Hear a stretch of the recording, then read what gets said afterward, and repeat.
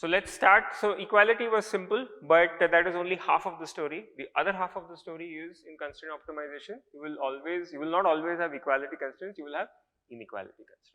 So we have done a single equality constraint. Now let us do a single inequality constraint.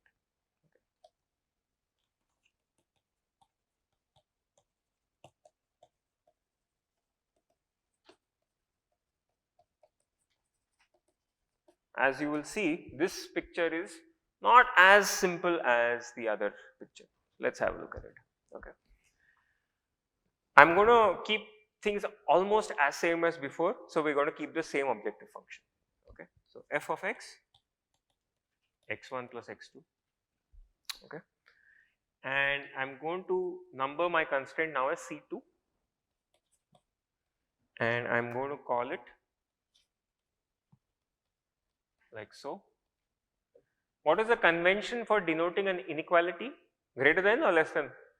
Greater than. That is our convention, but as I already mentioned, other references may have it the other way. Okay. Good. So if I were to simply sketch this, what am I saying here? What is my constraint? Stay inside the circle, inside or on the boundary. Right? That's the meaning of this constraint. So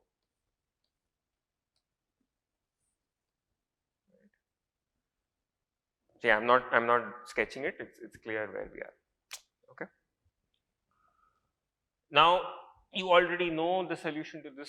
Before we start solving it, we can figure out what the solution to it. These are the contours of constant f. I am forced to be inside this. What will be the solution out of those 4 points? This point once again over here, because the value of f is the least at A, and the value of f is most at C. Obviously the solution is A. Okay, so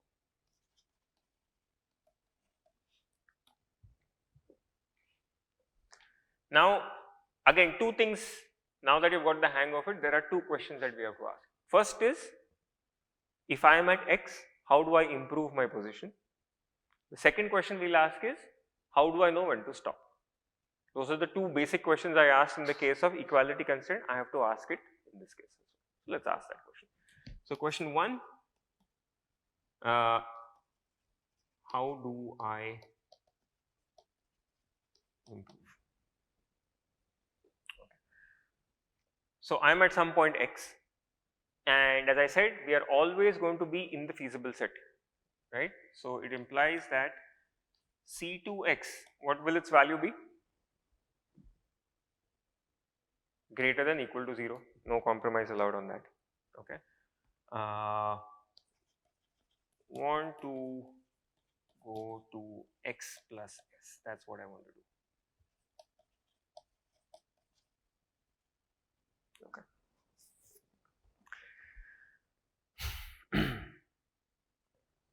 Obviously, if I'm moving to this new point, the same feasibility condition should hold over here. This should also hold over here.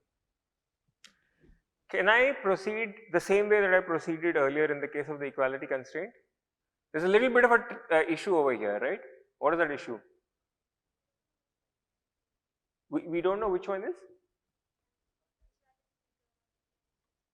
You mean between C2x and C2x? Okay. So what does it depend on? Okay, so let's write this down first. C2x plus s is C2x plus grad C2 transpose s. Now both of these terms have to be, the first term on the left hand side and the first term on the right hand side, both have to be greater than equal to 0. So it's not very useful to tell me what should be the sign of grad C2 transpose s. So does anyone have an idea of how we can simplify this analysis?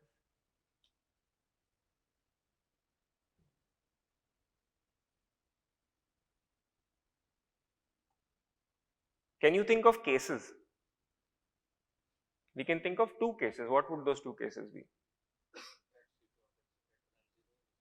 Right? Okay, so whether C2 of x is equal to 0 or if it is strictly greater than 0. In the language of optimization, what is it, how will we say this? is the inequality active or inactive? Those are the two cases. And that you can see is going to help me, because if a constraint is active, what will be the value of C2x? 0, right? So that will help me to analyze both cases. So we get two cases over here.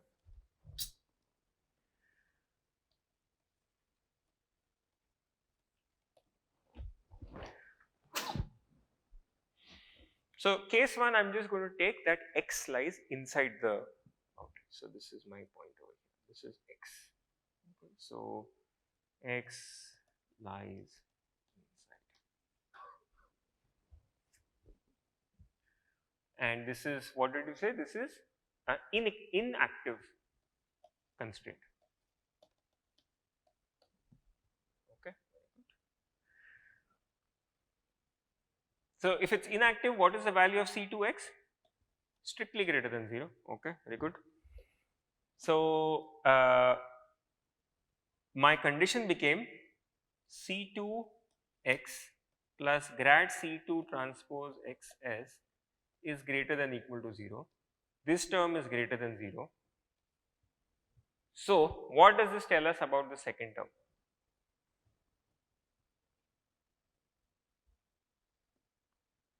I mean, there's no trick question here. What does it tell us about the second term? Can it be positive? Can it be negative? Must it be positive? Must it be negative? It must be? It must be negative. Is it necessary? I mean, not necessary, right? Supposing s were a very, very small negative number. Is it okay? It may be okay, because the net total may still be greater than equal to 0. So actually, any small s will work, right? So we'll just make a note.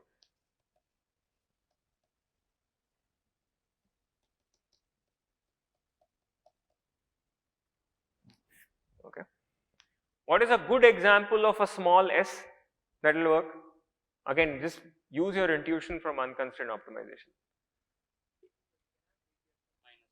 You can have big, yeah, if it is positive, then of course, right?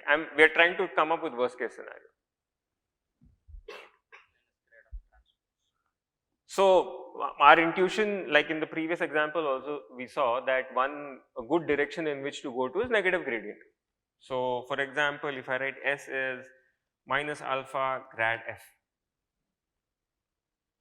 I'm anticipating that if I go in the negative gradient, I will also accomplish the decrease of the function, and this alpha I am putting down there so that I can make sure that this inequality is satisfied. Like if I make alpha small enough, I can make sure that this inequality stays greater than equal to 0. Okay. But in general, any S I can take that's small enough will work. Okay. And we have only spoken so far about the constraint. We have not yet spoken about the function value. Okay. So now this is case 1. Next case, let's look at case 2.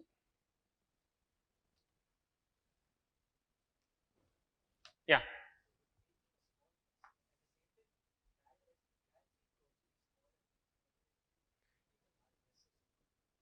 Say that again. Grad C could be?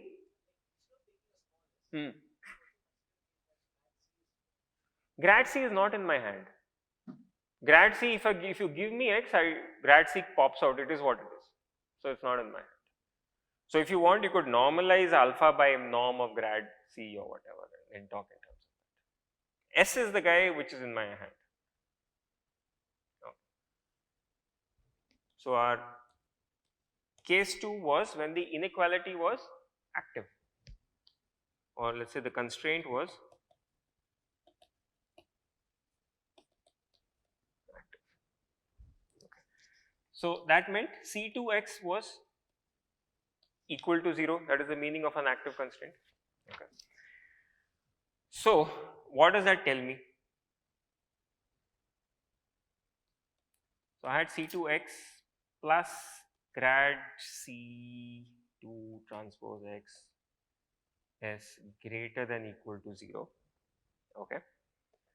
So this simply became what? C2x was 0. So this became grad C2 transpose x is greater than 0. Okay. For decreasing the function value, what did I need? Same logic that we applied in the case of the equality constraint I will get for, so this was for feasibility,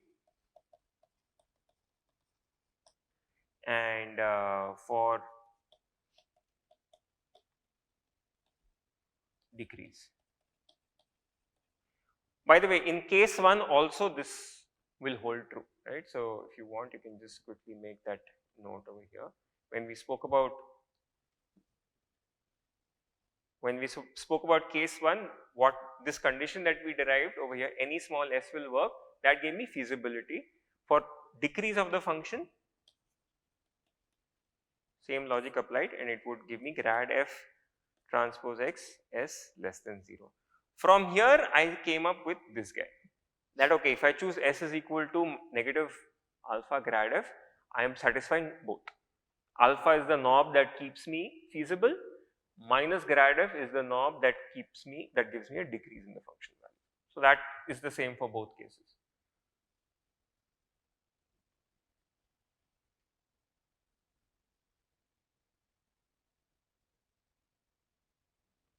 Okay.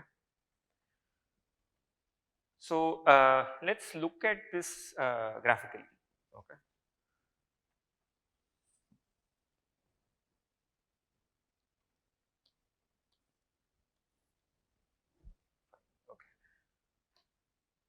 Which way is my grad f? It's always the same vector 1 1. So, I'm here, and let's take some point over here. So, grad f is still over here. Okay. Yeah. What thing?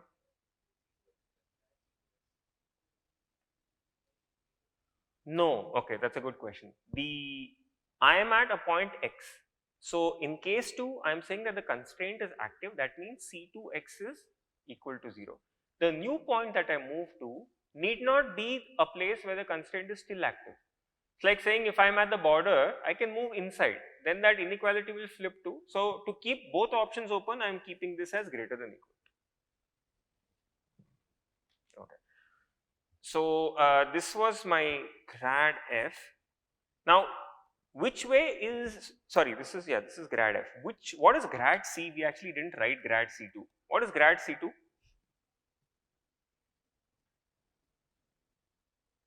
So, this was your c2 over here. So, minus 2 x1 comma x2, which graphically means what?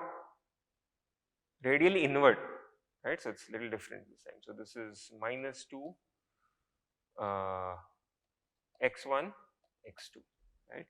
So, it's pointing this way over here, this way over here, and this way over here. Now that we have got this, let us look at the function value related constraint. Grad f transpose s less than 0. So, I would have to draw something like this, and which side of this dashed line should I be in? Bottom, right. So, it's like this. Oops, let's get the highlighter. This is where I need to be in order to have grad f transpose s less than 0, alright. Where should I be now for the second condition? The second condition is this guy, grad C2 transpose S greater than equal to 0. So, for that what do I need to do? Again consider this, oops, something like this. This line, this dashed line is perpendicular to what? What is this over here? This is grad C2. And I have to have grad C2 transpose X into S greater than 0. So, which half of the plane should I be? The half that includes grad C, right. So, if I were to take a highlighter now, and it would be this part, right. So, therefore, what am I left with? Is there any intersection here? There is an intersection, there is this part over here. It's in terms of a geometrical figure, what does it resemble? It's a cone. The intersection of these two half spaces is a cone, right. So, if I pick any S like this, is it legitimate? It is legitimate because it satisfies The pink highlighted part, which is grad of transpose S less than 0, it also satisfies grad C2 transpose S greater than equal to 0, right. So, you notice that case 1 and case 2 were a little different. Case 1 was simple, pick any small s in the negative gradient, it will work. Case 2, I have to look at this intersection of two half spaces, right. So, you can imagine the answer to our second question is that when should I stop will be related to, for example, when will two half spaces not have any non-zero intersection, right. So, we will deal with that in the next session. Okay. So, just keep these two situations in mind, case 1, case 2. That is why inequality constraints need a little bit more care. You have to, now supposing I had 10 inequality constraints, I would have to go through each of those cases to make sure which inequality is active, which is inactive, and then work out the conditions for each of them. Okay. So, we will formalize this in the subsequent session. Anything that is not clear here? Very important that you get the geometry absolutely clear as to what is going on. If you only work with algebra, this is going to be confusing. But when you look at the geometry, you know, okay, there are half spaces that are intersecting.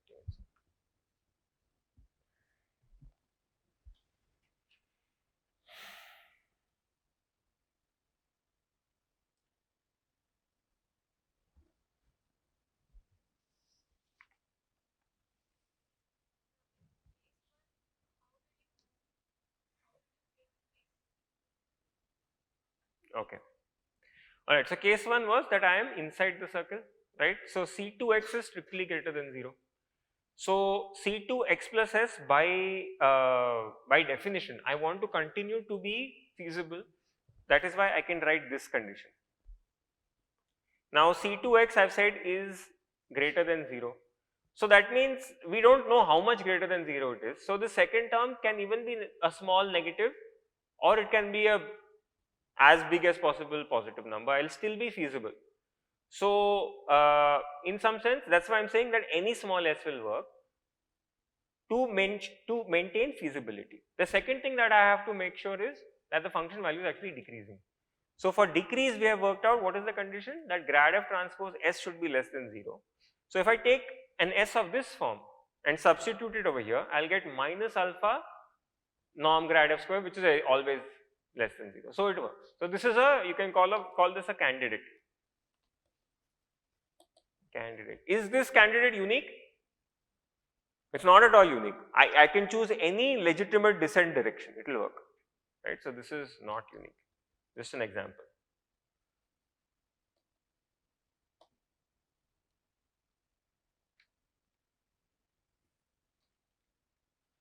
Okay, any other? Fairly straightforward, right? Okay, so we will stop over here. Yeah, question? I did not find that it was exactly a cone. I drew it and it looks like a cone, but you can, if you know the definition of a cone, you can generate a cone by the intersection of two half spaces, right. So you have to start with the formal definition of a cone and show that the intersection of two half spaces gives a cone. So, this cone is, I mean, this is not your ice cream cone kind of a thing where it is always coming to a point, right. It's a geometric cone.